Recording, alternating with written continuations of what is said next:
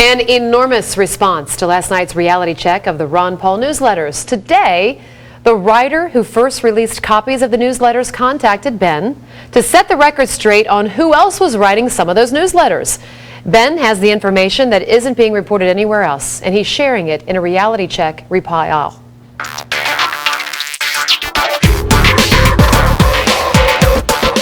First of all, let me thank the writer James Kirchick for getting back with me today. I told you last night that in 2007, the New Republic magazine published copies of the Ron Paul Report, the Ron Paul Strategy Guide, etc. In those newsletters, there were some passages that could be deemed racist and certainly inappropriate.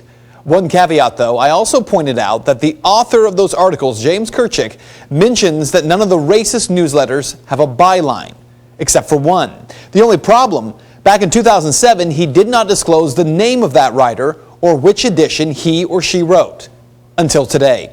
For the first time, I'm going to share with you the name of that writer. Take a look. It is a 1993 edition of the Ron Paul Strategy Guide. The article, How to Protect Against Urban Violence, and the author, one James B. Powell. After 4 years of reports on these newsletters from all kinds of media outlets, I have not seen this guy's name anywhere. And the full 8 pages, well, they match so closely to some of the other so-called racist newsletters, it is stunning. Powell writes about the 1992 riots in Los Angeles, as well as what he calls the Holocaust coming to America's urban areas. He calls California Congresswoman Maxine Waters a militant leader. And the article goes on to talk about how to be self-reliant when well-armed gangs move in to threaten your home. Like the other newsletters, it's not racist per se, but certainly could be deemed questionable or insensitive.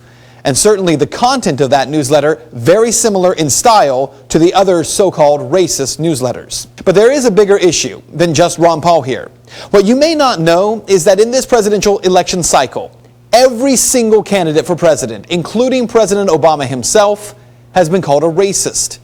Herman Cain was called a racist because he said that blacks have been brainwashed into voting for the Democratic Party. Mitt Romney called a racist by Bill Maher because he's a Mormon, and called a racist by MSNBC for continually calling the president by his first and last names instead of saying President Obama. Newt Gingrich was called a racist a few months ago for calling Palestinians an invented people. Michelle Bachmann called a racist a few months ago after saying African-American children and black families were better off during slavery, presumably because they had both parents living with them. She said she was taken out of context. Rick Perry, he was called a racist for a name spray-painted on a rock at a hunting camp rented by his family. Also saying he was taken out of context, by the way, one of the latest claims against Rick Santorum, he's being called a racist for a supposed statement that he made that blacks shouldn't receive welfare. He says he didn't say that. And of course, President Obama himself has been called a racist by many people, including Glenn Beck, who triggered a firestorm after saying that he believes President Obama doesn't like white people. President Obama also called a racist for attending the Reverend Wright's church for 20 years. So here's what you need to know. The talk of racism has become the lowest form of political discourse. But even as I just went down that list of candidates, some of you at home thought to yourselves how the candidates you don't like, well, they probably are racist.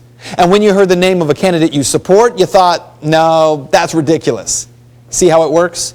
Anything that can be deemed insensitive these days is called racist. Anyone who stands too close to those who say those things are racist.